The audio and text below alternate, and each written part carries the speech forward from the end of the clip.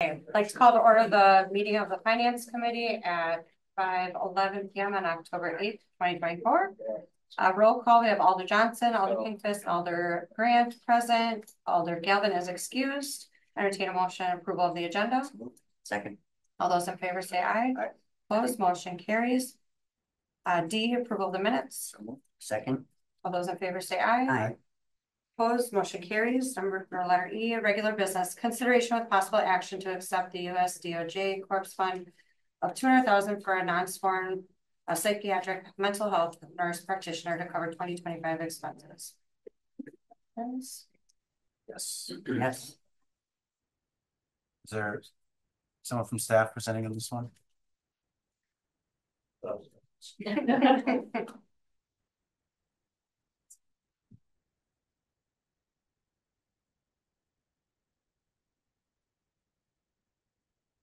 Hi, Alders. So this is, and I brought Captain Allen from our Community Services Division with me to talk in as much detail as you'd like to, but this is a grant that we applied for from the COPS office, the federal government COPS office. This is for our own in-house, to fund a position for an in-house mental health and wellness provider. It would be a nurse practitioner. We have used a contract resource for at least the last 3 years that I've been here for this same service. And basically we're at the point where our usage rates of this service are so high that it justifies just employing our own person for I it. already answered my first question, which is why we weren't looking at a contract one. So thank you for that. Yeah. And probably what will happen is we'll need to retain some of that contract resource because we're actually using more than one person worth. This also gives us the opportunity to do something that is pretty innovative, and that is in the profession, and that is to require annual wellness check-ins for all of our employees.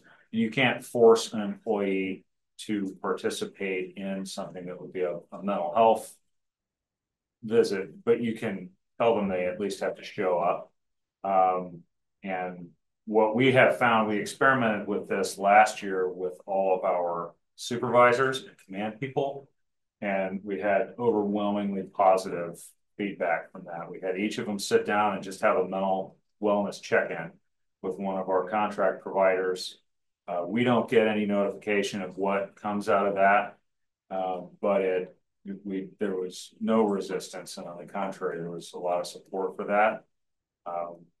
And so this will fund that program for a little over a year. We'll also have an in-house resource for critical incident stress debriefing work, and it's somebody, this would be somebody who is familiar, builds that familiarity and that relationship with the members of the department.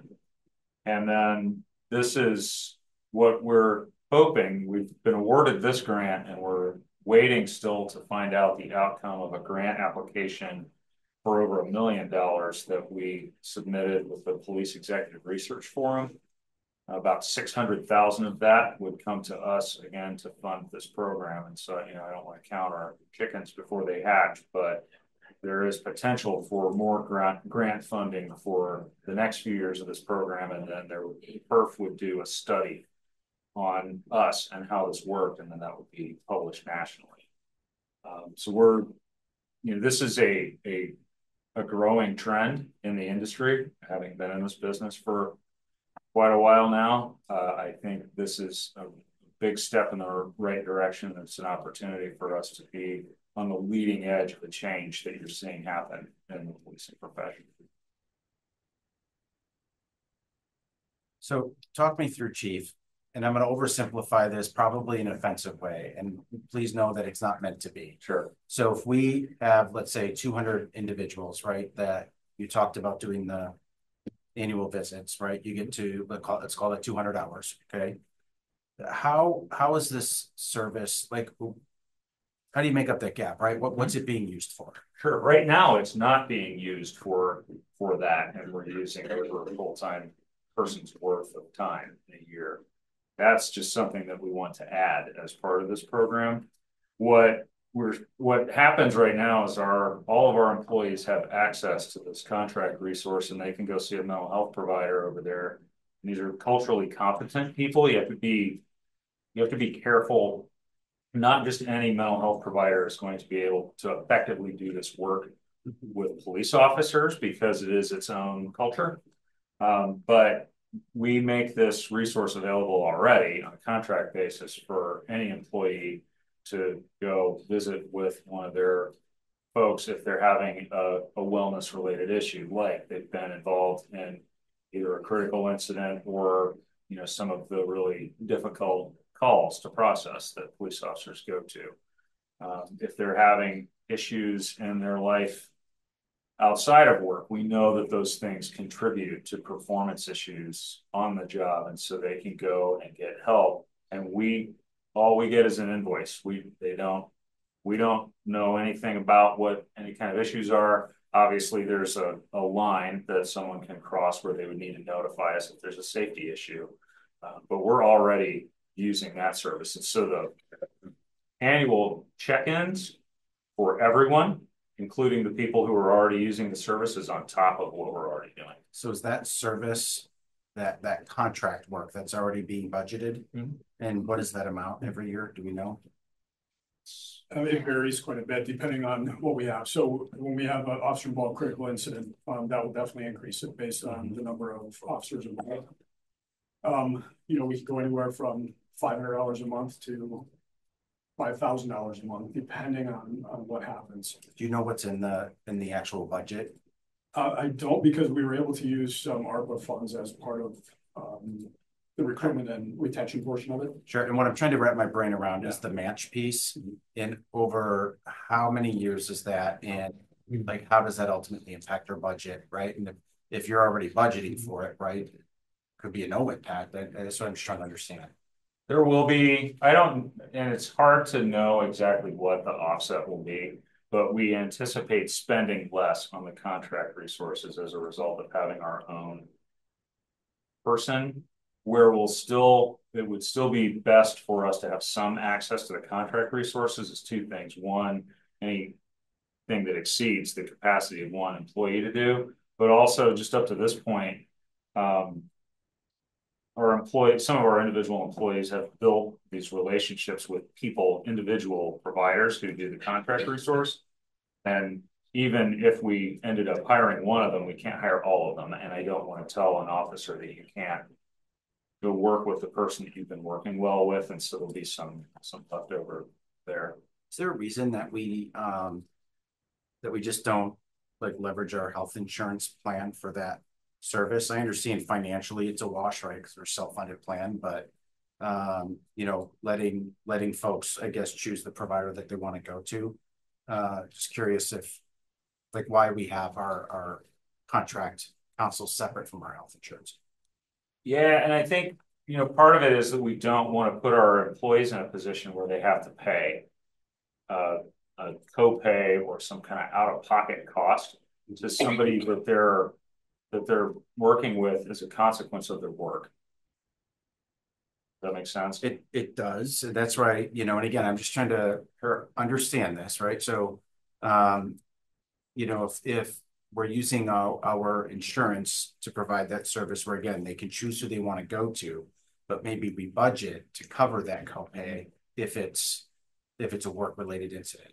Does that make sense? It makes sense. It would require some setup. It's not something that we have entertained doing in the past. But I would say that one of the added benefits of having our own in-house person is that person can be involved in training development. They can be involved in leadership development, some of the culture change work that we're doing in the police department, that if it's, if I can't get those kind of services from something that's paid for by health insurance. Yeah, and I just want to be clear. I understand the value, right? And I'm Right. just trying to make sure that I understand maybe the right way to fund that type of service. And the one thing that I would ask, regardless of the outcome here, is if you could follow up with an email to us, that just helps us understand what we're already budgeting for that service. And Sure. Because I'm just trying to, think about, right, the fiscal impact every year. And again, I'm not questioning the value. It's just, at the end of the day, though, we gotta make the numbers work too. Sure. And figure out how to do that. And so when I'm looking at this, if I understand it right, it's roughly a $200,000 grant. We've got to match 200,000. But the way that I saw it, I think it came over like what, 2 and 3/4 years or something like that, right? 2 years and some months. With that match, yes. Yeah, so I thought it was 3. let's just call it an even 3, right? So that 200,000 would come over 3 years. Is that right? Yes. Okay. Okay. That's all I have. So this person that we're hiring, when I first looked at this, I was assuming we were hiring it to help with calls. This is not to help with calls. This is internal totally. So it's almost like you're hiring your own mental health provider within the police station to work with your people versus going to an outside contractor. Essentially, yes, we're hiring our own employee to do something that we've been using contract resources before.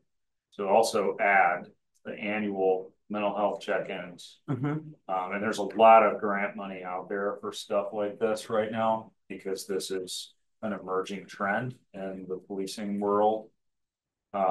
And nothing stops us from using that same individual, for example, to consult with the crisis negotiation team when we're dealing with somebody in a mental health crisis.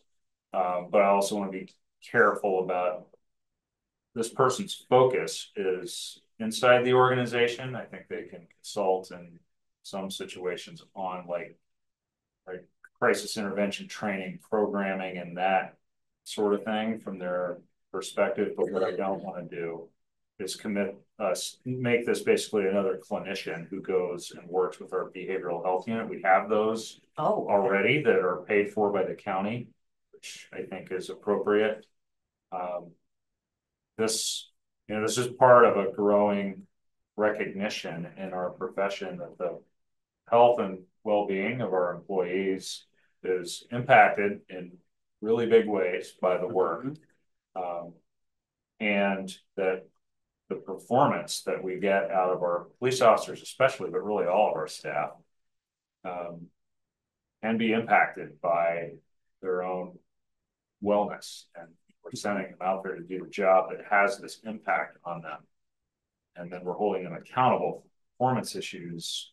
This helps to kind of fill in that missing piece of what are we doing to make sure we're caring for the headspace of the people that we send out here to do this work.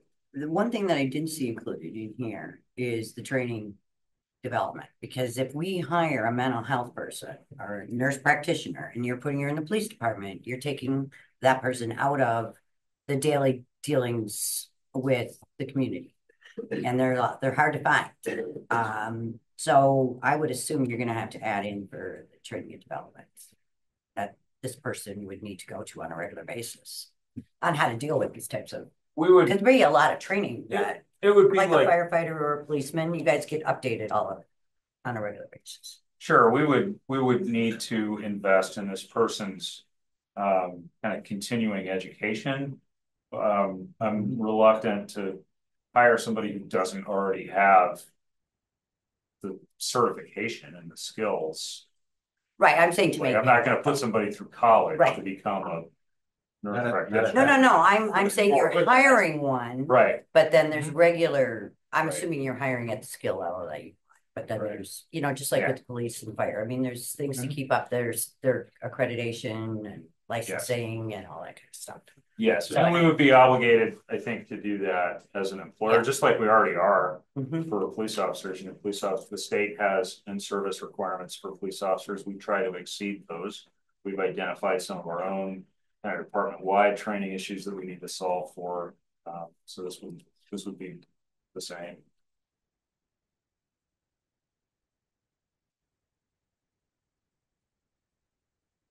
No, like I said, I'm not questioning the value, and I trust your judgment, right, in figuring out how you need to provide the services that we need. I think more about the fiscal side of things and how we do that in the smartest way possible. So, okay, recognizing I don't think we really need to identify though that fiscal side just yet, other than a commitment to the match, right? We've got space to kind of through the budgeting process year over year to figure that out. So I'm good. I motion to approve. I have a second? Second. Okay, all those in favor say aye. Aye. Opposed, motion carries. Then we'll get Thank you. the information. Yeah, congrats on the It'd be grant great. award as well. Yeah, congratulations. Hopefully we'll be back here before too long with an even bigger one. That would be wonderful. Oh, that would be. I'm just worried about you taking them off the street. People. All right, number 2, consideration of possible action on a request for the city resolution authorizing On Broadway Incorporated to submit a community development investment grant application to the Wisconsin Economic Development Corporation for the proposed rehabilitation of 211 North Broadway, parcel 4-71. Questions? Is this anything different than what we were? It is, but I'm abstaining, so Yeah. if you need answers, ask staff. Yes, come on, man. All right, so you might recall back in September, Common Council approved a development agreement with On Broadway for the public market project. As part of that agreement, we also agreed to authorize On Broadway to apply for these additional funds through WEDC. This is the Community Development Investment Grant. Where On Broadway can apply for $250,000 to be put towards the public market project. That application requires the city to pass this resolution authorizing them to apply. So that's what this is. We're just requesting that approval for that resolution so they can apply for this grant. Typically, WEDC only allows one CDI grant application per municipality in a fiscal year. They might allow 2 applications if one is included in an opportunity zone, a federally designated opportunity zone, which this site is. So we might be allowed another application this year, but this would certainly be one of the 2 that are allowed to proceed. And that's for 25 or 24? Their fiscal year, the state, it's July through June. So that would be for now. It would Go end through next in year. June. Okay. All right, I'm moved to approve. Oh, I I'm sorry. kind of already know the answer. Is there any other projects out there that you could see qualifying for this? Yeah, there's a handful that developers have expressed interest. This is a popular program. Having had conversations with staff members from WEDC, they think that public market project is probably most competitive, one of the most competitive of the projects that are being considered. It's moving the fastest as well, so staff is pretty supportive of moving forward with this. When would we know if we can apply twice or 2 different projects? The rule is we can apply. We've been told it's just, they haven't approved 2 for a municipality yet. We would be the first. Okay. So it'd be maybe a harder ask, but we're technically allowed to request a second. Thank you. And sorry, So is it up to us? Move it forward? yes, you can forget about your motion today. All right, I think we should move to approve. Do I have a second? Oh, I can't. Yeah, that's right. You're That in. one's on here. You're in. All right, all those in favor say aye. Aye. Opposed, motion carries. Number 3, consideration of possible action on a request for a city resolution authorizing the submittal of a small business development grant application through Wisconsin Economic Development Corporation to establish a revolving loan fund to support diversely owned startup businesses within the city of Green Bay. Just a point of order real quick, Chair. I just want to make sure that if you're documenting the votes that I was abstained on that one. Okay, thank you. Any questions? Development tab on 30. Now, I've been following this program through my full-time occupation. So this is a great proposal, so I'll make a motion to approve. Okay, do I have a second? Second. All those in favor say aye. Aye. Opposed, motion carries. Number 4, for discussion on the 2025, I'm like, oh God, now we go to the weeks. 2029 capital improvement plan to gain feedback for 2025 borrowing recommendation. Want to start with questions or staff? Does staff want to start? Yeah. Again, it's a lot of information. We're actually asking that for a action tonight. Kind of want to give you the information in front of you, what has been asked for. Here's our 5-year requests. Their current requests, as you know, our dollars continue to rise. Part of the reason why we're trying to limit how much we borrow on an annual basis is because we're also trying to put a fire station and a police headquarters in there. So there was just a recommendation from our financial analyst that, at this rate, the mill rate's going to continue to go up even at this rate because you're borrowing more than what you're paying off. But this was a point in which they recommended, point in which they forecasted out how much the mill rate would be affected, also taking into consideration things we've already previously borrowed, a bond or previously approved for, and there's already orders out there for some equipment. And again, some projections for the fire station and police headquarters. Or their building. So this was just a recommendation that we want to be closer to 17. What's in front of you for right now for 2025 borrowing would be closer to 29. And then you also see the remaining following 4 years worth of requests. The department heads are here. I don't know if you want to go through department by department, just have them give you a quick overview, a recap of what's in what they're asking for. I know there's a lot of information. The first packet of information is all the requests by department. Then there's some summary pages, and then we go into all the detail pages, and then we have something called the major recap, all the detail pages behind it, all the equipment, and then the detail pages, and then the fleet. So that is all just supplemental information. The very first report shows you the whole request. The thing about the request is those are all the items that are being asked for that are what would qualify really as a capital request. Some of them have other funding sources. They have grants. There is another source of money to pay for it. That's where here's the request, and then there's a document in there saying that these are the things that we are looking that makes up the $29 million that we would have to put on the levy because they don't have any other funding source. So there's a lot of different documents, but really to get you a full picture of, I think it's at $50-some million is our request. We already have so many $1 million in funding. This is the remaining items for 2025. We'd like to move forward as early as possible for 25 borrowing so that the projects can get on the street earlier in the year so that they're more likely to get done in 25, especially more in your DPW and your parks area. So we're trying to incorporate this around the time of budget time. Always, of course, if there was room in a budget, we would try to put some of these items in a budget. That never seems to work out for us, but kind of what's in front of you right now. How do you define projects for capital improvement? How does it get on this list? Well, the departments put it on in front of them. Put the information in there. It typically is anything over a single item over $5,000 as a useful life of auditors still say a year, but otherwise we would say 3 years useful life, or any repair or maintenance to a building that extends the life of the building. There are probably some of the headlines for why it would be considered capital. So again, anything really over $5,000 goes on this list. Might be in the operating budget, might have grant, might have some kind of transportation aid, something to pay for it, wheel tax, another source of revenue. But we want you to people understand that there are a lot of projects that are being done. We have a lot of funding sources, but so you get the full impact of all the things that our department heads are working on and are processing. But there's some of them that we just don't have any other funding source but borrow for it, which ultimately goes on a levy or on the tax bills.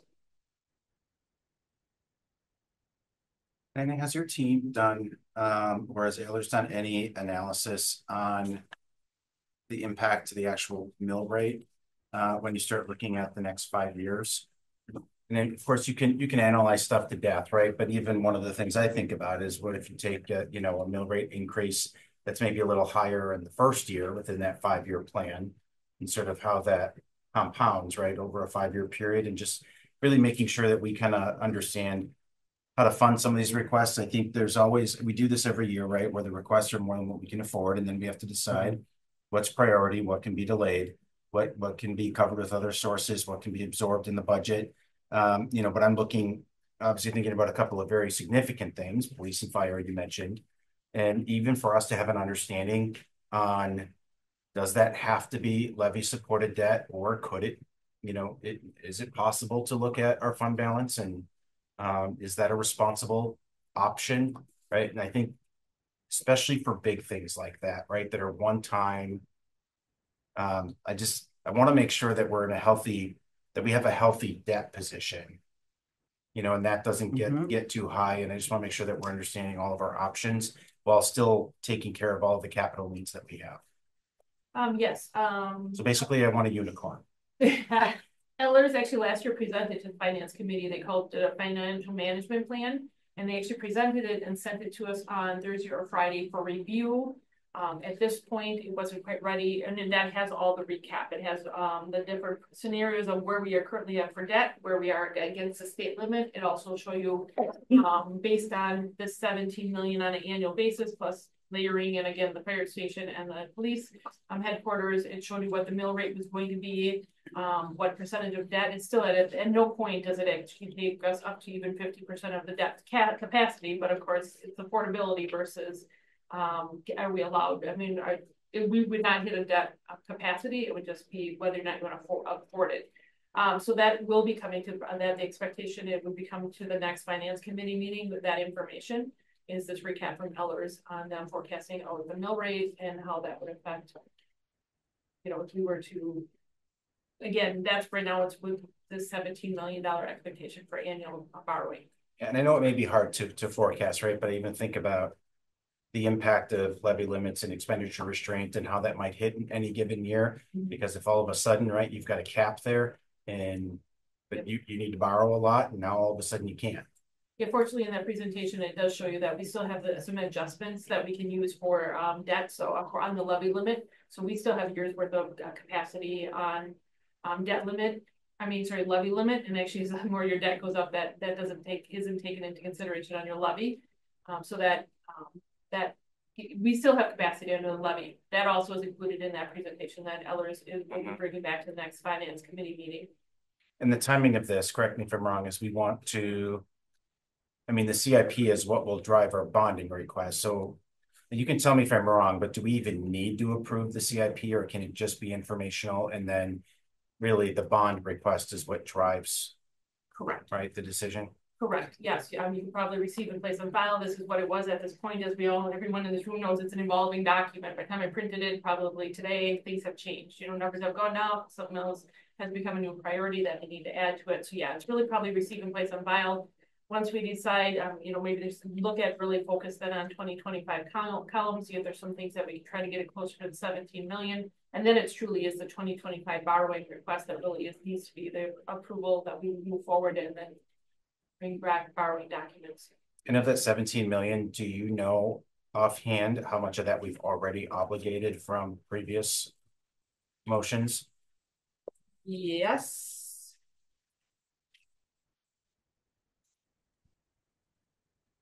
We have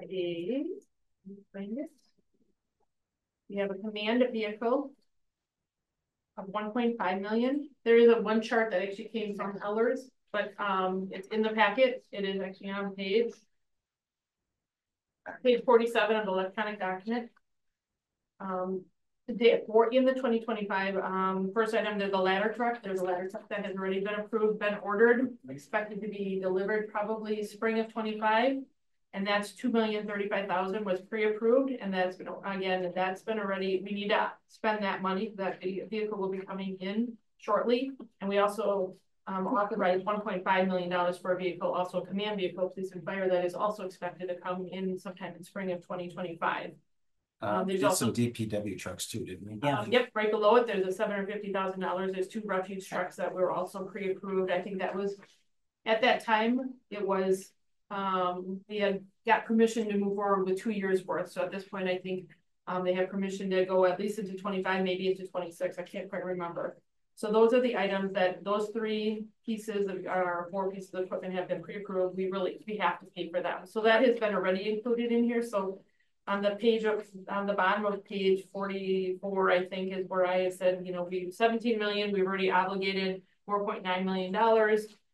That really leaves us about $12 million that we have a pending request about 24 million at that point. Okay, I apologize. I didn't see that in there, but it's probably because it was. See that page? It was 800 pages. Yeah. Yeah, I walked into finance and asked them if they could print me the packet, and they said 700 pages. I said, "Oh, never That's the important stuff, but. So yeah, that would be, I Good think, time. like I said, I tried to get the page numbers, that one on that chart in particular, I think is on page 47 of the electronic document. Or The only other- 53 for. The only thing that I would offer up, I mean, we have all the department heads here. We don't always get that. And so I don't think we need to belabor it and go through every single line item, but I think if a department head wants to talk about, right, their requests, priorities, things like that, I think that could be meaningful. Yeah, I think at this point that I think we would just start on page, really 35 page of the electronic document, and that is this summary that just kind of goes by department, and that's going to include anything if they have major equipment and fleet. It's all in one section, and then the more detail behind. If you want, we can just start through that. Actually, the first one is clerk treasurers. Actually, the clerk is not here. That is looking for some information. I'm just offering that as a suggestion, Diana. I don't want to be like No, authoritarian on that, so it's certainly up to the rest of the No, committee. I think and that's a staff. great idea.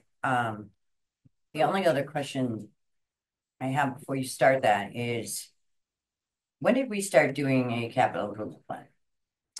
Started in about 6 years ago, same time the new mayor was campaigning. We had already started that process, and then we wanted to make sure that we continued this. So we've been doing this document about 6 years. I mean, each department has had their own capital improvement plan. They just have had it individual in their departments, and so the finance department started one every 10 years. I think we start putting one together, and it just hadn't continued. Now we're in about year 6 of this type of document. IT wrote us a program, and we've been using this program. So question for you is, I used to do this. How much operational is in this capital improvement plan? That technically would be part of an operation plan. We try to get them out of this budget. There's still some in there, but the majority of these are capital. They have to qualify. We really want them to be capital. Right. So to meet that, the majority, there were things that were in here that were operational. We have pulled most of them out. Okay, so as we go through, because I like your recommendation, Brian, to go through and have each department. But I'll say the thing that Diana probably can't, right? Which is the long-term cost of always holding your mill rate down, right? Is that all of a sudden you don't have enough to cover increase in your operations cost, whether it's benefits or inflation, whatever, right? And then you start borrowing. And then you start borrowing for operational needs, and then your debt service goes up, right? Right, and that's what I don't want to do is see us borrowing for operation. That's why I'm asking, because that was always a huge no-no everywhere I worked, is you can't put operational stuff in there. So there were a few years that we had operational items in here, and we just pulled it from the operating budget and put it into the capital, into the borrowing. And I think the majority of that has been reversed. Yeah, I would say we were pretty diligent the last probably 4 years at least, right? With saying remove that stuff, but also that we were only going to pull a bond or a note for the lifespan of the asset, because we were borrowing, 10 years on a 3-year squad car, right? Just so we've reversed that trend as well. Good. I think we've made progress, correct? We have. But then your debt service goes up, which of course impacts your mill rate. So everything comes at a cost. Keep it somewhat of an order, like I said, if you start on the top of that page, top of page 35, electronic. First item on there is the clerk treasurer is looking for some money to replace some DS200s, and actually that's in our operating budget, so that is not being borrowed for. The next item is IT. The director of IT wants to talk through. These are annual expenses that he has. Anna, could you just walk which form are we looking at? Because if we don't have the full packet. I apologize, I have it right here. I was ready. Summary by year? No, that one went off. It's up there. Page 35 of the electronic document. And I can try to. Well, we have like individual files. Oh. Okay, I think it's the second file. If you're looking at I know, but I've got it up and look at it, doesn't come up. I can't see any numbers. minus 2. Just do the agenda packet on the website. Is that page 35? Yeah, but I can't.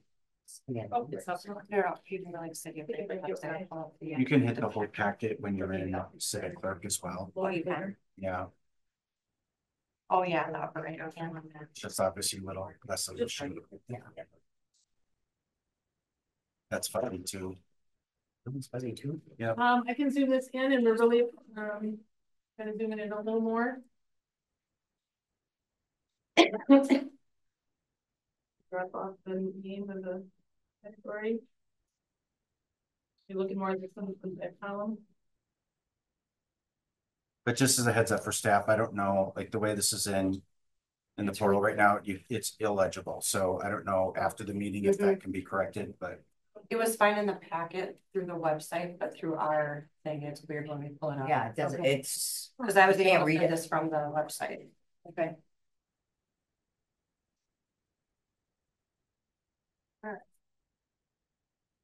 So. I can just go through line by line quickly. I mean, mine's pretty short, so that You should be could bad. get away with that, I yeah. don't think We'll you're allow gonna you. want the next ones to do that. no. The ArcServe backup was a appliance we purchased 3 years ago. This is just the remaining 2 years. It was split up over 5 years. So that they've been, every year we just pay a portion. So that's 2 years and that'll be completed. The next line is a DR SAN, that's the Disaster Recovery Storage Area Network. We have ARPA money to upgrade our data center, and we're replacing the production SAN. We need to replace the DR with that. The ARPA funding we were approved for wasn't quite enough with costs going up. So this is kind of a placeholder for the maximum I would need to spend for a DR SAN. We think we might be able to get some more ARPA funding and move some stuff around. So this would be the max that we would need to replace that. They end of life in 2026, so we kind of need to get moving on it. Support. The DR site air conditioner, that's been one that's been on here and we've been pushing it out year after year. It's still running. It will need to be replaced eventually. I'm guessing not this year. So each year I just push it forward and then pull the trigger once we need it. The bottom two are cybersecurity servers and appliances. We're gonna only go forward with these if we can get grant funding for it. We're working on a couple of grant funding sources right now with the PD. And we're hopeful to get that. So that would take care of the full cost over the 5 years for both of those if we are approved for that grant. Again, this list that you're looking at really is other expenses. It doesn't show whether or not they have other funding for it. So. Right. Do we have a capitalization policy that talks about minimum amounts? 5,000. 5,000. I missed that too. That's okay, Brent. So again, if you want to go, I don't think, again, we have to go by line. Thank you, Dave. But then Diana, you said you had another document that kind of lays out which ones are going for grants and which ones aren't, right? It's in the packet. I know it's, I just wanted to be sure.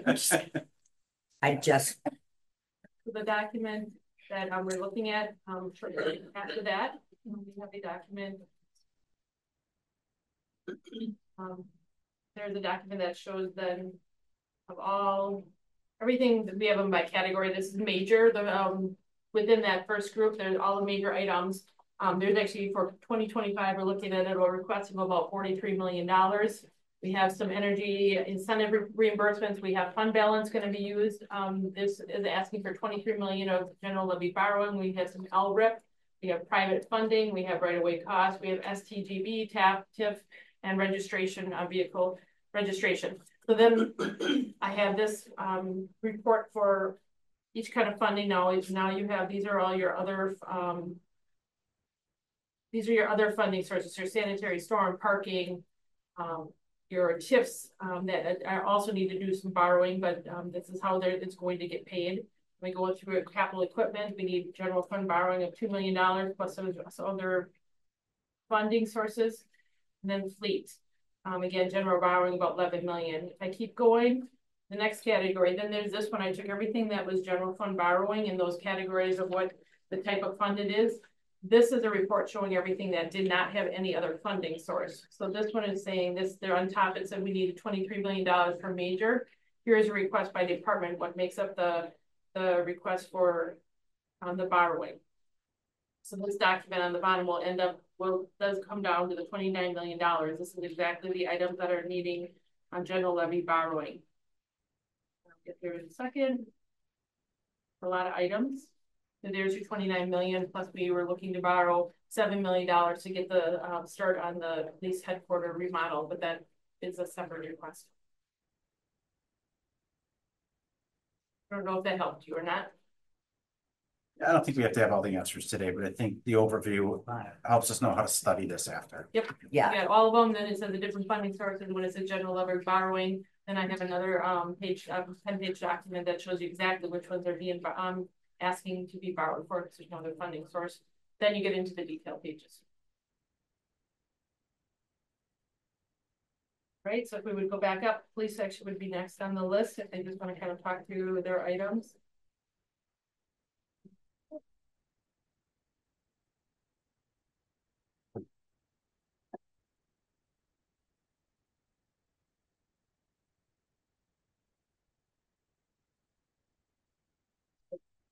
There's a command list of command vehicles, which you all know what that is.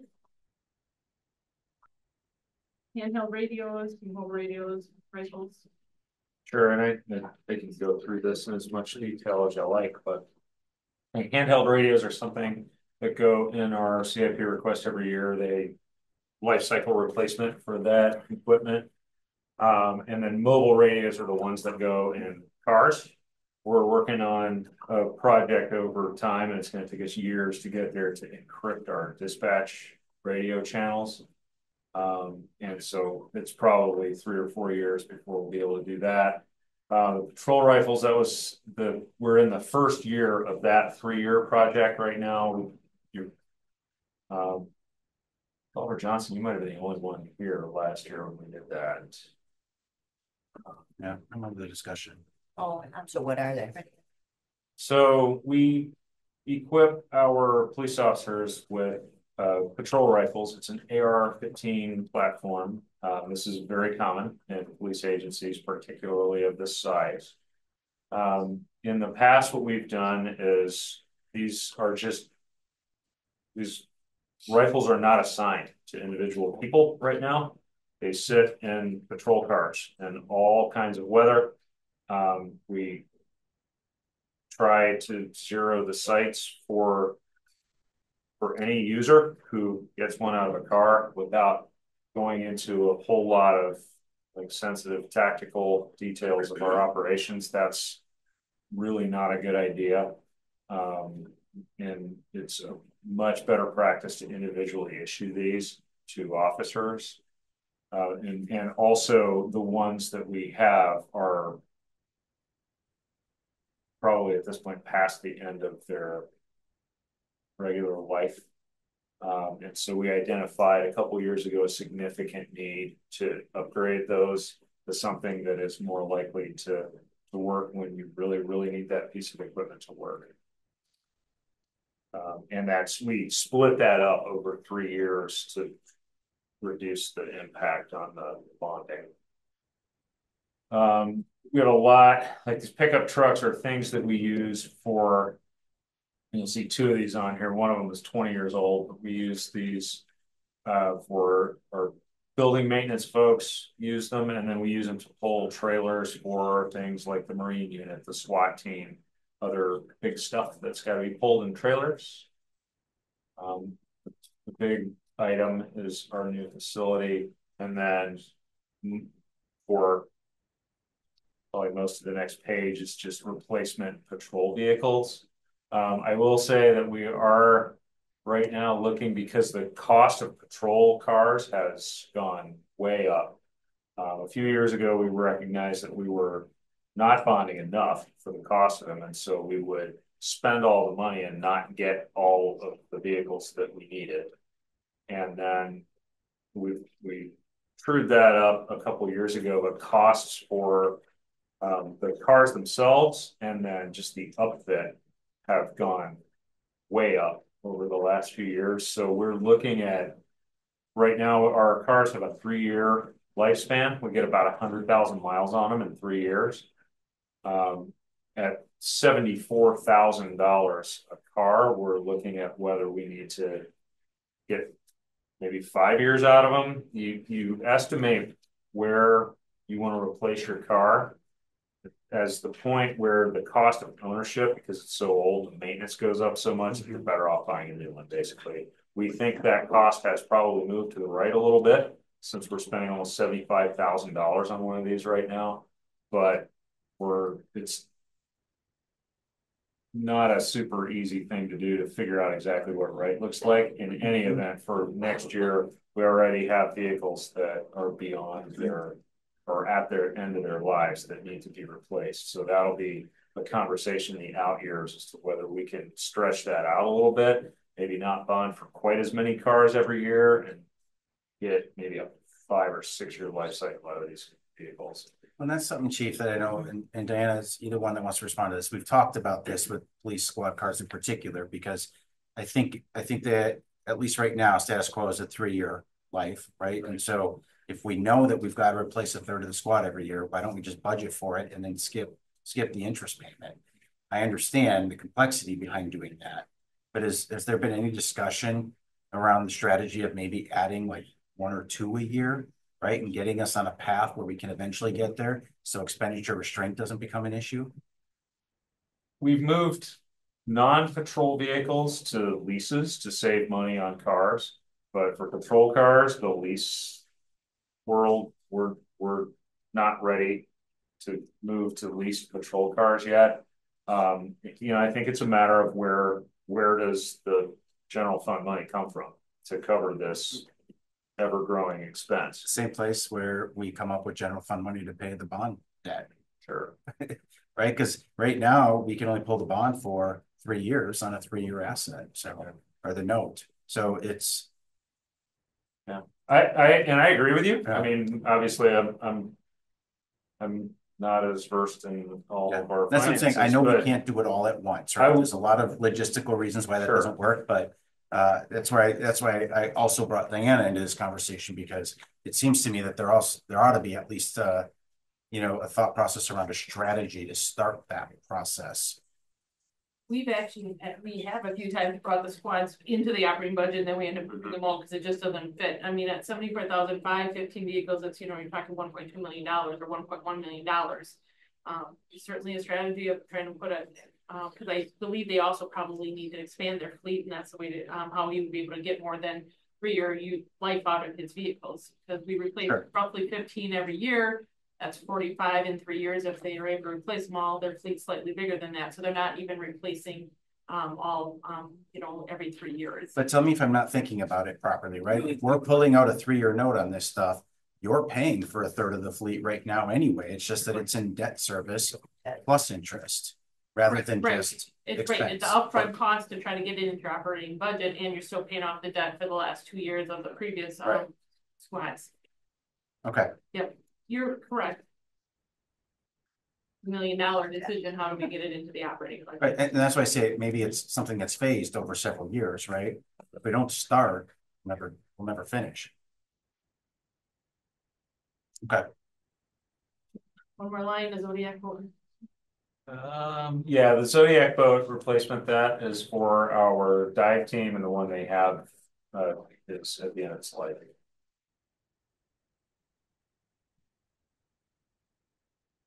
Chief, on the police headquarters, have we gotten far enough along where we're getting reasonable estimates, or is this still just kind of like pie in the sky, X amount of dollars per square foot per renovation? Right now, it's a pretty low resolution estimate. Mm-hmm. The next big step is our space needs consultants are going to crunch their numbers and do the exercise that they do to see how we might fit into that space. That'll give us a little bit more clarity, because then we can start to hopefully estimate what that's actually going to cost. There will be risks. Number one being we uncover something expensive that needs to be fixed in that facility, or the price of building things, either materials or the labor, goes up more than we anticipated. But I think we will have more clarity within the next 6 months or so about what a police facility would look like in the Press Gazette building that we're looking at right now.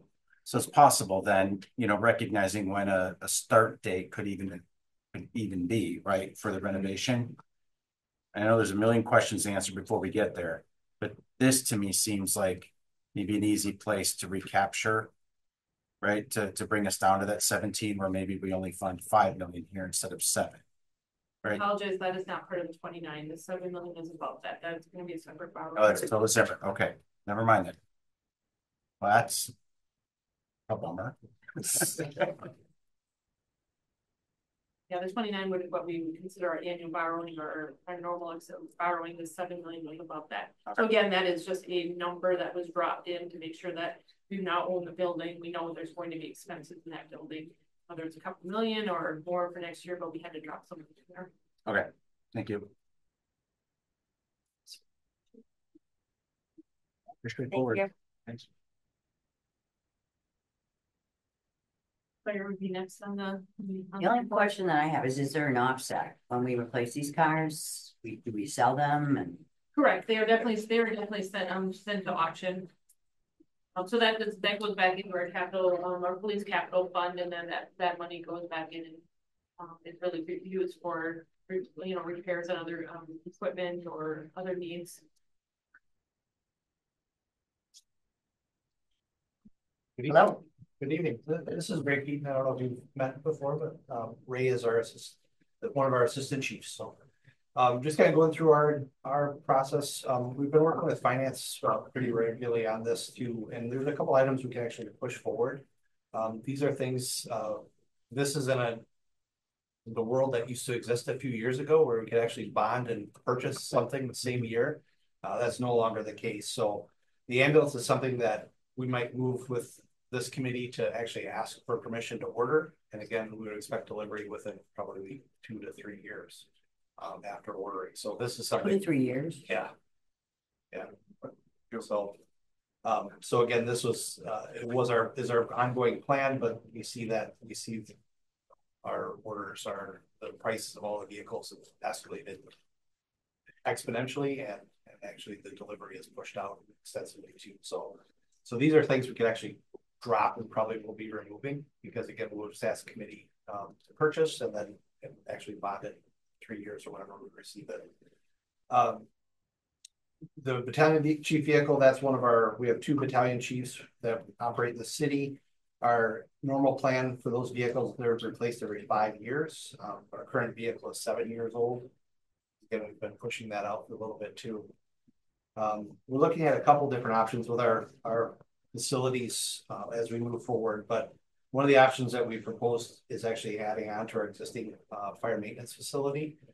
We've been working closely to maybe look at some other alternatives, so that is kind of still on their command vehicle, which is on there. Again, that was a partnership with police and fire, and something that's very exciting, and actually we estimate that it did actually save the city quite a bit of money as we move that forward too. So versus us both having it in our budgets to purchase a new vehicle.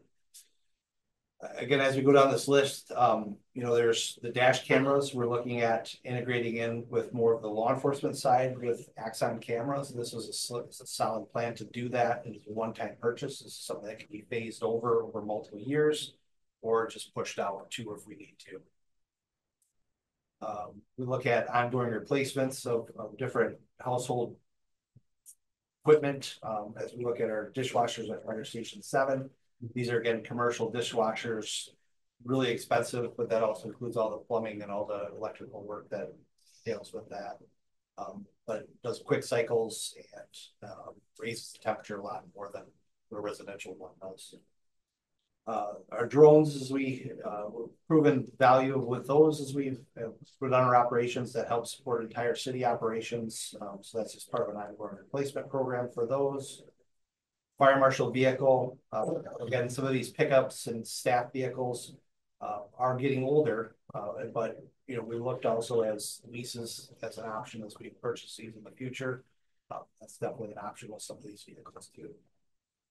Our fleet modems, that's the vehicles we've worked on specifically as our vehicles as a hub to provide all that information data back to all of our facilities, integrated with our shop, integrate with everything else as that moves forward. So that's something, again, we could scale in as purchases of new vehicles.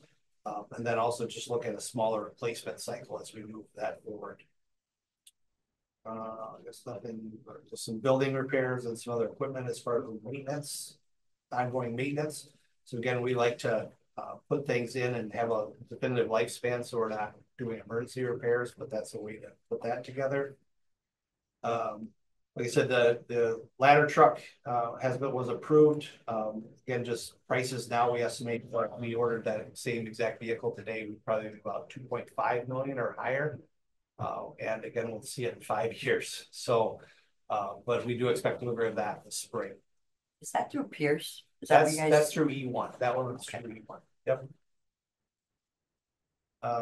Parking lots, again, our parking lots are in bad repair. We've been kind of kicking these down the road for a little while now. But that's Fire Station 6 in our shop. Lucas CPR compression devices. We've looked at a couple different ways of funding this. We're continuing to explore grant funding. This is the one-time purchase, put it in as a placeholder. This is the CPR compression devices that allow the machine to actually do compressions. We get more effective compressions. We see increase in the return of spontaneous circulation, and we see some tremendous benefits of that device as we move patients in and around houses or out. So I think that was something that was talked about. Yes. So very nice asset. With the Marine One fireboat, this is part of our ongoing process. We're looking at potentially doing a refurb of that instead. We looked, which would be about half the price of this. So with the refurbing, it takes all new electronics, all new hydraulics, all new electrical, and new motors, and basically strips it down to bare metal, repaints, restripes, redoes everything. And basically we get a brand new boat, new certified boat, again, at a much lower price. We're also looking at some other grant funding and other sources to help us fund that. Initially, that boat was purchased as part of a cooperative agreement with some of the petroleum companies that along the bay and along the Fox River, where we became their primary responder for hazardous materials incidents. So we're looking to explore those and see if we can continue that, help get some additional funding to help pay for that as we move that forward. Is $450 the full price of the half? That would be the full price of a boat, and like I said, we look to see that at probably about $250. Okay, that's nice. Yeah. Yeah, motors are really good.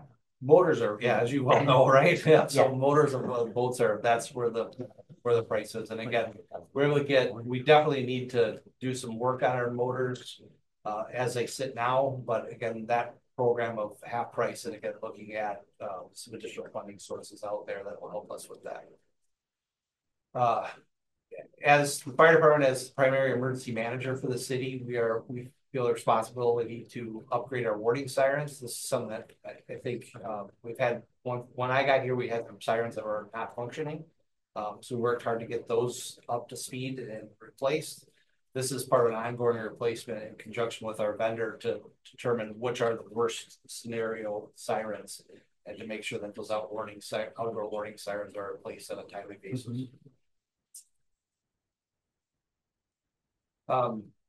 The specialty vehicle EMS 1, that's our fully enclosed UTV ambulance. We use that at all different special events, and that provides climate control and also patient privacy with that vehicle. Our staff vehicles are currently 7 years old. That's those 401, 402, 403. We look to do a replacement of every 6 years with those.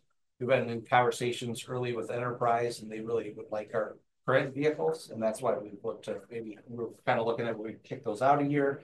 But again, the beauty of that leasing program is truly they are interested in those vehicles as they sit now. So we realize we get more money of them, we get rid of them sooner.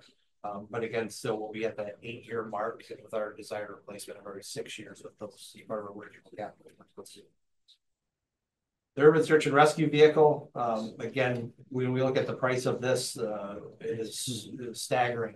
And we also know that as prices have increased, this is probably double what we would have originally estimated that vehicle price to be. But again, this is probably a 3 to 4 year delivery too. So this is something that we can push out. we can look for some competitive quotes and some bids on this. See if we can drill that number down a little bit better. And then look to move this to before council to request permission to order. And then actually do the bonding, the financing as we receive that 3 to 4 years.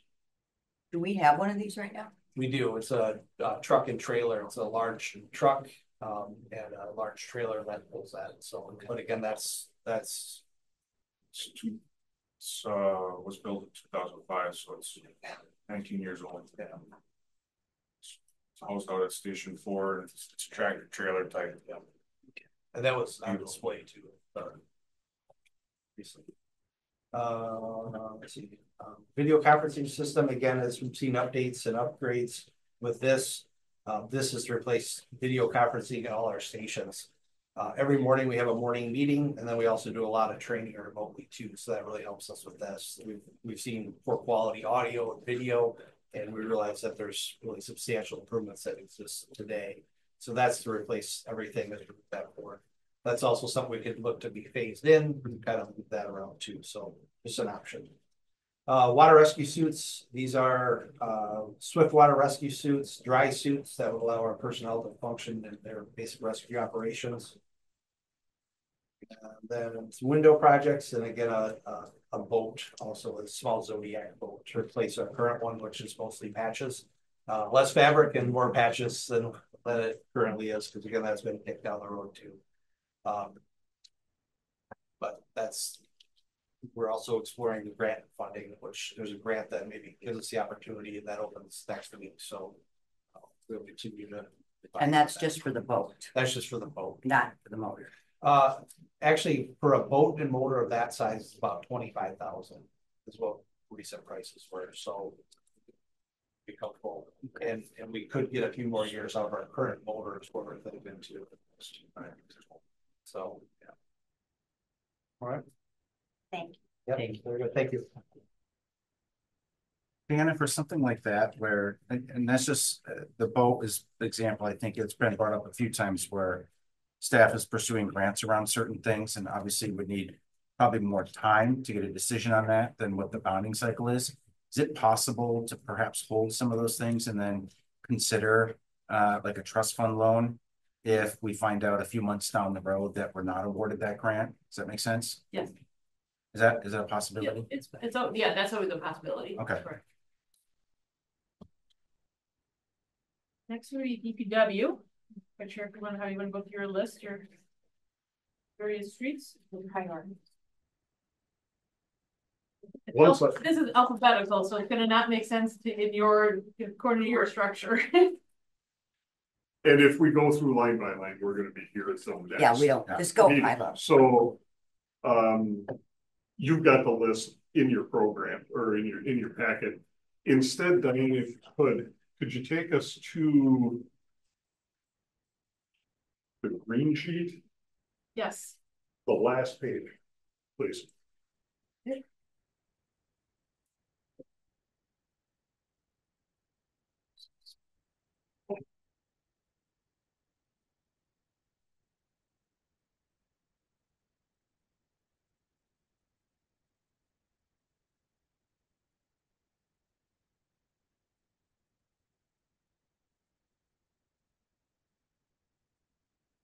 Page. I mean, this is the Keep going. There you go. That's going to tell our story better than anything. Okay, and that's a summary. Just look back. So this is a summary of the bond or the levy supported bonding that we're requesting. Correct. 29 million for everything that had no other funding source. DPW refuse trucks, council approved. That's 2 refuse trucks that council has already approved for 2025. I have 16 frontline garbage trucks that are on the street all day, every day. After 8 years, those things are falling apart. Frames are cracking. We can't repair them anymore. So we need to replace 2 every year. That's $690,000. $1.1 million in other equipment. That's my dump trucks, my graders, my plows, my wings, the stuff that hits the street every day. My staff has been extremely good about begging, borrowing, stealing, patching together bubble gum, binder twine, whatever they can to make these things work. We took the mayor out on a ride along last winter on a plow out. And the first thing he said when he got back to me is, why did you pick the worst truck in the fleet to stick me in? I said, I didn't. What was the problem? He said, I spent 3 hours holding the dashboard in place during a plow event. I said, count yourself lucky, that one had a dashboard. I'm not kidding. Okay, so now we're talking about 12.5 or $12.2 million for infrastructure. In addition to that, you're going to see a lot of projects in here that are funded by sanitary, storm, and parking, which are not part of this. Okay, those are all independent funding sources. Parking pays for their own, sanitary pays for their own, storm pays for their own. Asking me what projects are necessary and what projects aren't is akin to asking a parent which of their children they love the most. That 690,000 and the 1.16 or 1.116 below it are needs. We will stop functioning as a department without that money. It's that easy. The $12.2 million represents the program that the council directed me to provide. If you guys want to cut projects out of that $12.2 million, I'm not going to argue with you over it. I'm also not going to take the criticism for not delivering the program that you asked me to provide if you're not going to give me the funding. That's the flip side of it. Okay? So if the council wants to reduce the program and reduce my funding commensurate to that, I will accept that and I will deliver the program to the best of my ability. But that's not a decision that I can make. I was directed to provide a program. That's the cost of it. Steve, the last couple of years, you know, I know certain projects have been delayed because we weren't able to get them engineered. So, and I appreciate, right, we're putting the funding in here for the program that's been asked of you. Do you foresee on that list of projects any that might be delayed because of a backlog? Do not. We had that very conversation last week with my assistant city engineer and the assistant director who's here with me tonight, because if there were projects that we had in the proposed program that weren't going to be bid out and constructed in 2025, that was my intent, was to push them back to 2026 or beyond. Okay. I've been given the assurance by my staff that everything that we have requested, we have the capability of getting out the door in 25. Okay. So Steve, when you ask about when you make a statement about the program, the 12 million, what are you referring to when you say the program is the list of streets being reconstructed, resurfaced, bridge improvement projects that we're doing. That's my program. Okay. All right. Okay. I didn't know if it was something to be done every. We could have gone back to the list that the other departments were working through. Mm-hmm. Mine is 3 pages long because every individual project is listed out. Yep. Yep. Which is very helpful for what it's worth. Yeah. Mm-hmm. Well, and for instance, we have the annual street resurfacing program. Until you go into the detail sheet breaks that out. That shows $2.6 million for annual street resurfacing. There's 18 streets in there that you don't even see that breakdown until you go into the next one. The sheet on page 725. So the additional 500,000 being generated through the motor vehicle registration fee. Yep. Did that result in an increase in that repaving program, or how did that work? That is being specifically targeted for the new partial depth mill and pave program that we're doing. Okay, so is that in here? I'm not sure. It might be. I believe so. Okay.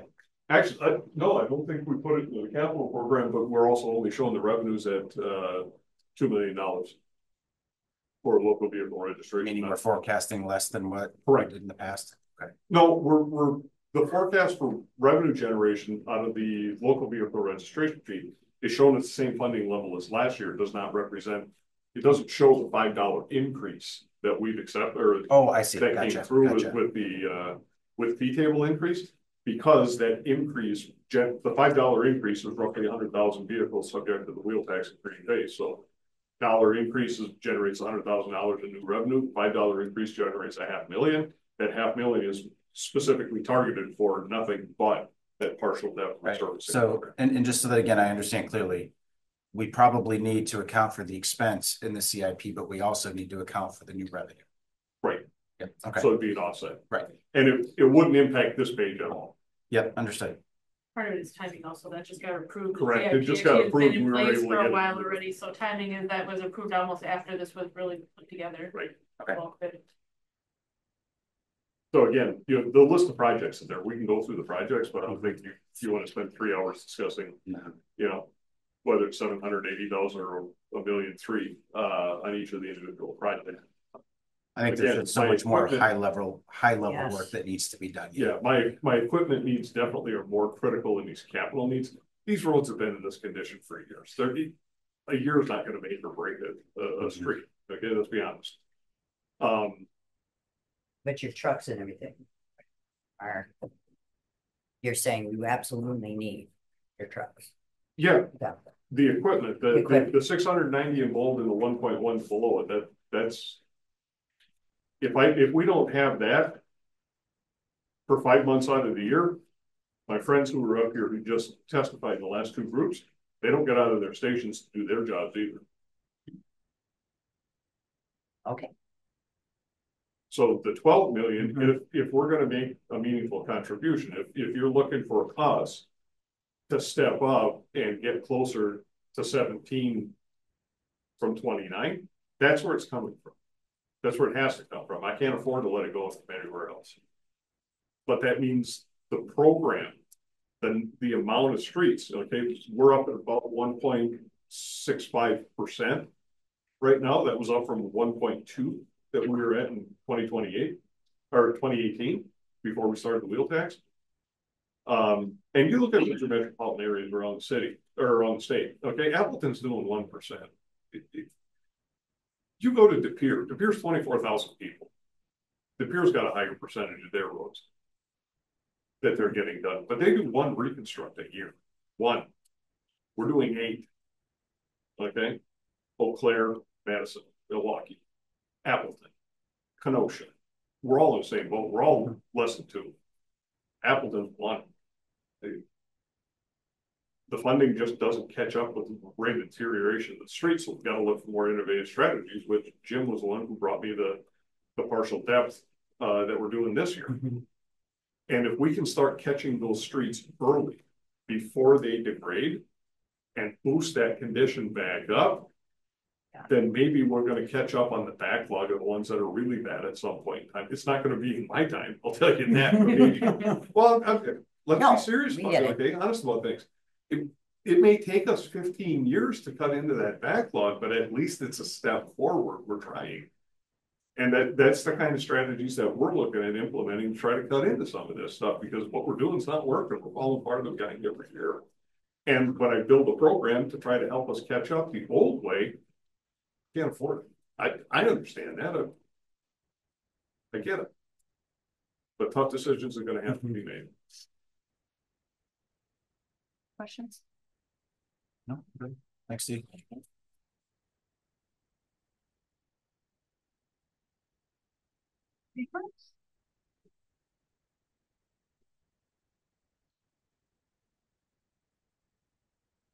So we have a series of projects, fleet and equipment. So I'm not sure what we're doing here first. It looks like we're They're doing, actually all mixed together in this list, okay, and they're just so. alphabetical or numeric, alphabetical. Yeah, so I'm not looking at it the same way you are, but I can kind of go off of what you're showing here. So the box truck. Just give me just a second to find where I am here. Okay, so we're talking right here, fleet. So for the most part, not going to go into a lot of detail here. Most of this is old equipment that it's just old. It needs to be replaced. It's, past its lifespan. But I do want to point out 1 or 2 items here just for your consideration here. So we do have a 70-foot aerial truck unit 87 listed here for $330,000. Right there. I just want that noted that was actually approved to be purchased in 2023, and we placed the order. So that's one that was probably missed on your sheet of one that has to be funded because the order's already been placed and it's supposed to be delivered this year or in 2025. So I do want to mention that. And then also we do have two conservation corps vehicles here in this list. One for 53,000 and one for 50,000. One of those is a passenger van, a mini passenger van, or an extended passenger van that can fit maybe between 11 and 14 people. So ever since the program has been with the city, we never really budgeted for any equipment or vehicles for that program. So it's really been a challenge for the last 2 years trying to get the AmeriCorps members or the Conservation Corps members to various job sites throughout the city. So one of those is a passenger van, and then the other one is an extended cab truck. So those are both new pieces of equipment that really it's necessary if we're going to keep that program running. We're able to squeak by for the first 2 years, but it's exceedingly more and more difficult when our other divisions also need the vehicles, especially in the summer months. When we get to equipment, again, I won't go into too much detail there because that is all really old equipment. For the most part, that needs to be replaced. I can answer any specific questions you have. We only have 2 new pieces of equipment. One is a new skid steer for forestry. They have a need for a larger piece of a skid steer that can actually lift bigger logs than what their current equipment can handle. And then the other piece of an equipment is a mini track loader for 64,000. That's a piece of equipment we currently don't own. So it's one of those smaller loaders that you can stand behind, and it gets into really tight spaces. And whenever we need one, we have to rent it. So not only do we have the rental cost, which hits our budget, but then we have our staff time to go pick it up and drop it off. And we're renting that piece of equipment more and more each year. So it would really be a very useful piece of equipment. But everything else in regards to equipment it's just old. And I can go into the specifics if you need it. When you get into the projects, I do probably want to kind of talk about some of the projects in a little more detail. I don't need to touch bases on all of them. The first one is a Beaver Dam culvert installation for $275,000. If you've been to Beaver Dam Park in the last 1 to 2 years, you'll see that the parking lot is closed. We don't allow vehicles into the parking lot because there's a creek crossing where the culvert has failed. Last year, we received bond money to hire an engineering firm to redesign a culvert that can replace that one because there's a creek that runs over it. This is the actual implementation cost to build a culvert over there. It's a big concrete box culvert because of the flooding issues with that creek. So it's not like a little drainage ditch culvert. This is more substantial for a creek. Then I want to touch bases on Joanne's Aquatic Center. So we have 2 items in here, Joanne's Pool Engineering and Joanne's Pool Filter Mechanical Replacement, one for $200, one for $250. If you see the following years, for next year, you'll see that there's also quite a few expenses for Joanne's Pool next year that we're going to be requesting. It's an old facility built in the 90s, and it's to the point where certain things are nearing its lifespan and it could fail at any time. So immediately the pool filters are on the verge of not working anymore. Could we squeak by another year? Possibly. But if it shuts down mid-season or partway into the pool season, we're shutting down for the whole season because that's not an easy fix. And what's happening is right now we're getting sand in the pool basin itself, which means that the filters are failing. So that's an indication that you really need to replace those soon. But then you'll see there's some other large expenses there. Pool basin plaster replacement, $400,000. Pool slide tower replacement. That's a wood deck that goes up to the tower. Well, that's 30 years old and it's made of wood. It's kind of reached its end of its lifespan for the most part. And then also the gutter, it says gutter slide tower replacement. That's incorrect. It's really just the gutter replacement and some surge tank improvements. The gutters are made out of concrete. The concrete is kind of brittle and it's breaking, and it's caused a couple of incidents at the pool. And so as part of this, we really have to replace the entire gutter system moving forward. So you have, $1.5 to $2 million worth of work in the next year or two to the aquatic center just to keep it up and running. And that's replacing like for like. What the $200,000 is for pool engineering is what we'd like to do is maybe look at a phased approach where we could improve the aquatic center, not just replace like for like. So if we're replacing the plaster and the gutter anyway, can we do it in a slightly different configuration, which would make it more of an attraction for the neighborhood. So I did hire a consultant and put together a phasing plan for what a redevelopment of that pool aquatic center could look like. I will be running that past the Parks Committee in the near future to kind of share what it could look like.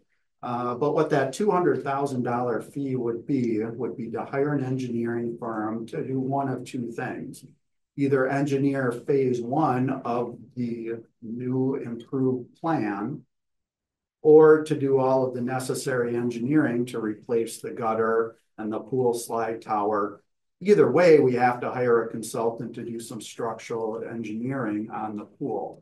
And if we don't start doing that engineering soon, like I said, next year, I can't guarantee, or even the following year, that slide tower will be able to keep that slide in operation.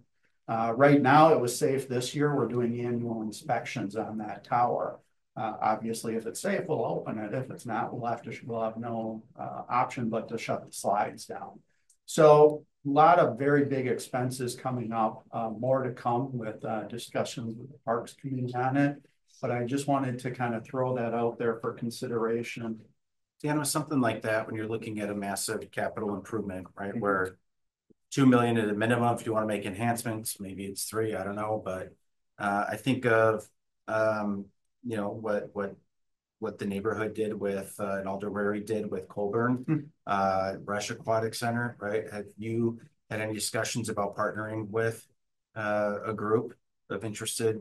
Not at this point. It's something that we'll have to have those conversations if that's something that the alders would like to see as part of this. So the question becomes what group? For Colburn, there was just a passionate neighborhood that wanted to be involved with that. Alder Prophet seems very passionate about her area. Correct. We can approach that with her. Yeah. And that's the one on the west side. East side. Duane's on the east side? Or which one? I'm formulating an email over to Director Ditchite right now. But anyway, so some large expenses coming up very near. We have to decide as a committee and a city, or you have to decide, do you just want to replace like for like, or kind of create a new attraction that might be a bigger draw to that pool. So that's what we'll be discussing soon. Then you get into the park shop, replacing the underground grit gas tank for $450,000. Large expense there, but it's something our insurance, our city insurance is requiring that we replace those.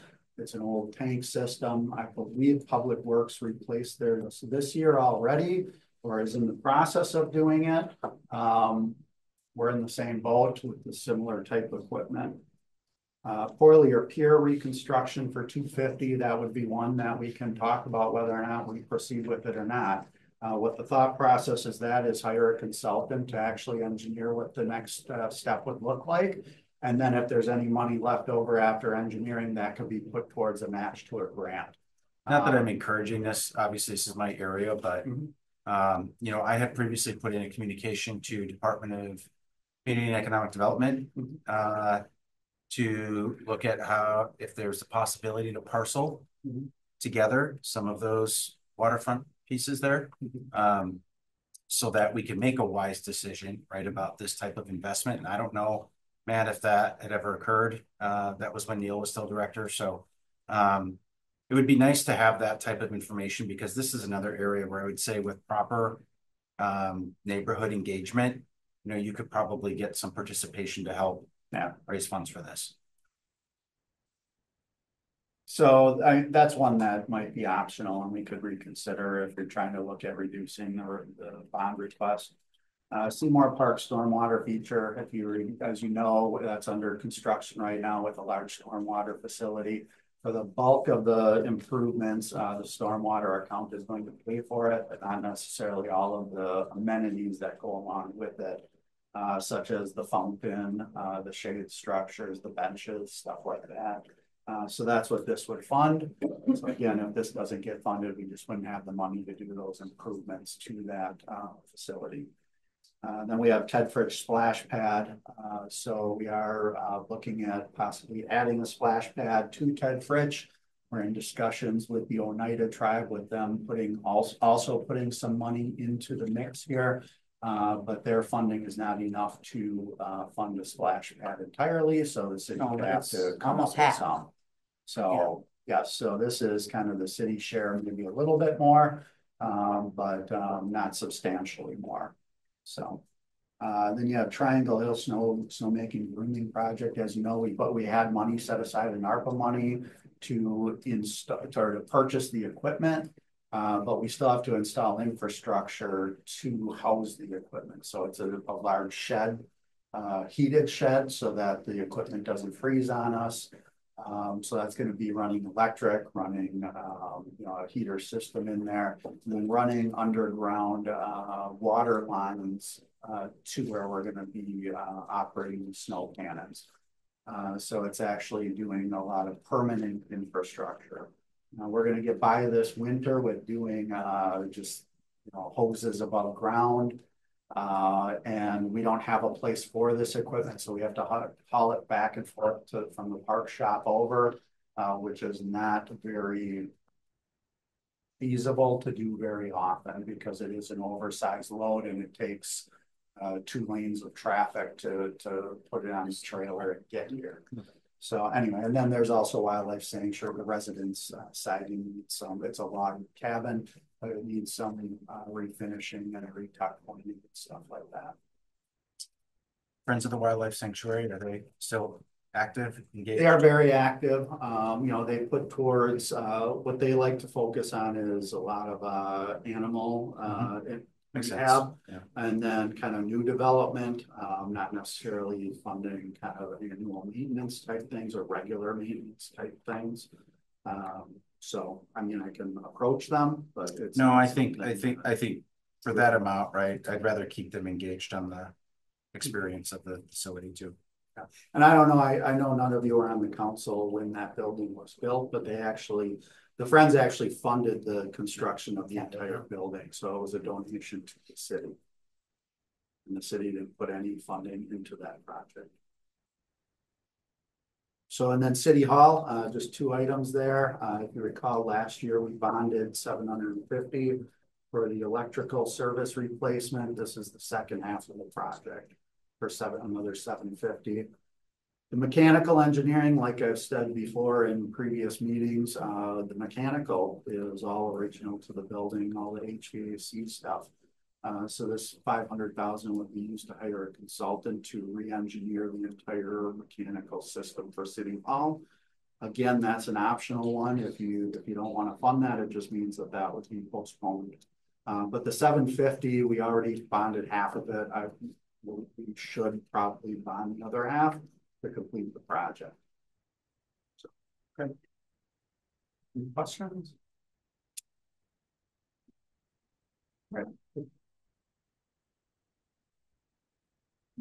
Next section is these are other funding sources, but we have money in here for TIP 22 and TIP 27. I certainly could talk to them if you want to understand what those are. They would be not funded by the general levy. They would be funded by TIP increment. Phase 2 of the shipyard, $10 million project, $5 million grant. So these are your expense side, and then we're also looking at a upfront grant for new land for the housing project. I assume on the shipyard, the 5 in each of the 2 years, one is Park Service, one is our match. Right. Understanding that may be distributed differently, but right. Okay. We should be able to draw it down as project moves forward. Yep. Thank you. And then we actually get into sanitary is first. And storm, which a lot of the projects are very similar to what Steve had already talked about, but I can certainly talk to them. Sanitary and storm, they don't, they're fully funded by rates. Their revenues and not on the general. And obviously, a lot of those projects walk hand in hand with the companion project for the pavement. Whenever and wherever we can. The other thing that I did want to just bring up real quickly is to provide the committee with another reassurance. We have come before you a couple of times already this year asking to repurpose existing funds to cover new items. You know, we're contracting out legal surveying services, so we're using the salary from the right-of-way specialists to fund those services. Tomorrow night, at Improvement Service Committee, we're going to be asking to reallocate $100,000 that was originally approved by the Common Council for ARPA interest money to conduct a transportation utility feasibility study. The state Supreme Court has declined to take up the action on transportation utilities. As a result of that, they are determined to be a tax, not a fee-based service. So we're not going to go forward with that transportation utility feasibility study. However, with the 2024 budget, we now have a facilities division that has needs for developing a database and some software needs to inventory city facilities. Alders who've been here, like Alder Johnson, know Dan was just talking, or Director Ditchite was just talking about the electrical and mechanical needs at City Hall. To get an inventory of our existing facilities, to find out what our needs are so we can prioritize them. That's one of the reasons we put the facilities division together. We're going to be looking to reallocate that money over to help fund that facilities division to get them up and running. That's the approach that we take with all of our capital funds. So our staff has gotten really, really good, both with capital and equipment. With equipment, if my fleet manager is able to take old equipment that we have and repurpose it or sell it for scrap, we're taking that money and we're putting it back into the capital fund account. And then we deduct that off of, we can count that as fund balance. And that goes into our projections when we're making our bond request. Similarly, on our capital projects through Public Works for infrastructure, when we take our bonds out for 2024, we build the projects throughout the course of the year, we're tracking and monitoring where we're at with the expense on those projects. And if the projects come in under budget, that stays in our construction capital fund. And we deduct that off of what our needs are for the next of the year. So we've made our best projection on some of these things, but those numbers are subject to swing based on how the final cost of construction comes out for the end of the year.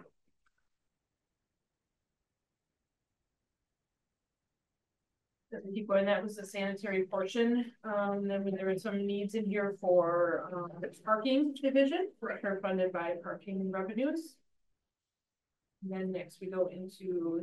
We're pretty confident with those parking projects because the parking rate structure was just approved by Common Council. So those projections, knowing that the parking rate structure was likely to be approved, we use those numbers for forecasting to develop what our bond requirements are going to be needed here. Steve, are you still on track for January 1st implementation of the new meter system? License plate recognition? No, to do where you can park unlimited, but it escalates the rate? Yes, that has been approved. Right, but are you on track for January 1st implementation? I think that was the talk, right? Or the goal? Right now, are you asking for it to go quicker? No. It's okay. More about a question of, because that, I think you're probably making assumptions, right, about how that will shake out from a revenue side. Right. But what I also don't know is how impactful meter revenue is to your overall budget. You know what I mean? Quite a bit. Okay. But we're forecasting what the meter revenue might look like versus citation revenue, which is the alternative. Right. If you park at the meter too long, you get it with citation instead. Right, but and that's where I'm curious, right? If the citation revenue goes down, right? Because people can now extend how long they can park. Are we anticipating enough revenue generation on the meter to kind of balance that out? I don't know that we're catching as many people as who are in violation. Whereas I think people might be more apt to pay at an escalating rate in the hopes of not getting the ticket. Right. So our hope is that there's going to be an offset there. Okay. We're also hopeful that with continued erosion of surface parking availability in the downtown, that will force people into ramp parking, which hopefully we're going to generate more revenue there as well. And I'm not opposed either, Steve, to like a mid-year review, right? If parking utilities underperforming for any reason because of that change. Appreciate because that. I do think that the escalation is pretty generous to the user, which to me is kind of in conflict with why you have parking meters to begin with. Right. Because I think we only went from like it was $1, and then $2, right? And so there's still plenty of incentive to be a long-term parker in a meter. There is. You know, and that's where I say I like the $1, right? I think that's good for what you're doing there, but I think that next tier could be a little bit more punitive to force people into the ramps. But just food for thought as you get to that. No, I appreciate the Yeah. comments. We'd be happy to review that figure, but Okay. Next section is just storm, which is gonna correlate to DPW and sanitary.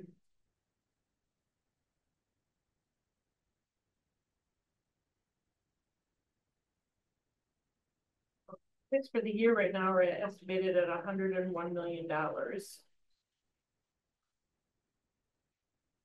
With looking at this point, without other funding sources, we're looking at 29 million for regular regular requests for the general levy, and then we would also be putting a request in for some money for the rehab of the police prosecutor's buildings. We've gone through other departments. I have asked for money in capital needs. Got some homework to do. Bye. Any recommendations? I've got some, but I want to digest it in totality, right? Like I think there are some easy targets, right, to delay. But I don't want to do that like unfairly here when I think it requires a little bit more due diligence. And we don't have anything to vote on. There's nothing to vote on. We didn't even make it. We did not allow it to be an action item at this point. We wanted to bring the proposal to you, understand the needs that are out there, and understand that as the needs continue to grow, the more we approve it, it's going to affect your mill rate. It's just, we're definitely under the state capacity debt limit. We certainly have more capacity if we want to be able to pay for it. And this will hit the 26 budget? Yes. Any other discussion? All right. Number 5, consideration. Thanks, staff. What? Thank you guys so much. Thank you. I think it was. I don't even know. Yeah, I don't guess it's not even received this and file then, right? For discussion. Thank you. Yeah. Thank you. Thank you. Yeah, maybe can we together? Well, hold up, because there's if you did 5, 7, just take them separately. So I can vote on all of them. All right, number 5, consideration with possible action on a resolution to pre-approve the state trust fund loan application for the Board of Commissioners for public land to $2 million for financing with lower interest rate for Southwest Woods development infrastructure. Just lower interest rate. Yeah, we already had the document through. It was board for final approval. State trust fund loan.